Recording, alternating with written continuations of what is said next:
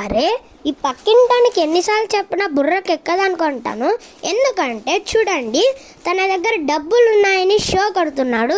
ఎప్పుడు తన కారుని ఎత్తుకొని వచ్చి నా ఇంటి ముందరే పార్క్ చేస్తున్నాడు. అగోండి మాటలోనే వచ్చారు. అరే ఏంట్రా నీ మనసులో నువ్వే కొనుక్కుంటున్నావు? లేదురా, నీకు ఎన్నిసార్లు చెప్పినా కూడా నీ బుర్రకి ఎక్కదేమో. ఎందుకంటే నేను నీకు ఎన్నిసార్లు చెప్పింటానో నీ కార్ని ఎత్తుకొని వచ్చి నా ఇంటి ముందర ఎందుకు పార్క్ చేస్తావు, పార్క్ చేయొద్దు అని. ఇదే నీకు లాస్ట్ వార్నింగ్. ఎందుకు షో కడుతున్నావురా? ఎందుకు నీకు ఈ స్పేస్? ఇప్పుడు నీ డొక్కులో స్కూటీకా? అర్రే గాయ్స్, వీనికి ఇంక చెప్పేంత నా ఓపిక కానీ లేదు. పదండి, మనమైతే మన వర్క్ అయితే చూసుకుందాం. స్పీడ్గా అయితే మన షోరూమ్ దగ్గరికి అయితే వెళ్ళిపోదాం.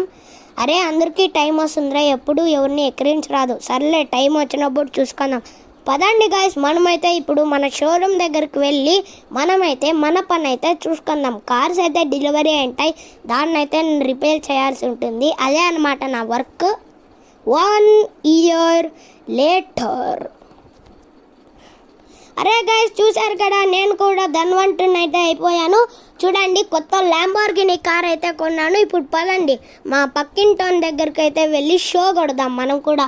ఇది కానీ రివెంజ్ టైం. ఎక్కడుంటాడో వీడు. ఇప్పుడు మనం వెళ్ళి పిలిచాలా. అదిగా నేను చెప్పాను కదా, అక్కడ లేడు వాడు. పదండి మనమైతే వెళ్ళి పిలుద్దాం. అరే రారా బయటికి, నాకు ఇది రివెంజ్ టైము. నన్నే ఎక్కిరిస్తావా? ఎవరిని ఎక్కిరించరాదు అని చెప్పినా కానీ నువ్వు వినలే. అదిగోండి గైస్ వచ్చాడు. అరే ఏంట్రా ఫ్రాంక్లిన్, ఈ ల్యాంబోర్గిని కార్ నీదేనా? అవును నాదే. చూసావా, నేను ఆ రోజు చెప్పాను కదా ఎవరిని ఎక్కిరించరాదు అని. అరే సారీ రా, ఈసారి నా దగ్గర చెప్పొద్దు, ఇంకోసారి ఇట్లా ఎవరిని చేయొద్దు. సరే గైస్, ఈ వీడియో అయితే ఇంతే అనమాట. నెక్స్ట్ వచ్చే ఇంట్రెస్టింగ్ వీడియోస్లో కలుసుకుందాం. ఈ వీడియోకి లైక్ కొట్టి మన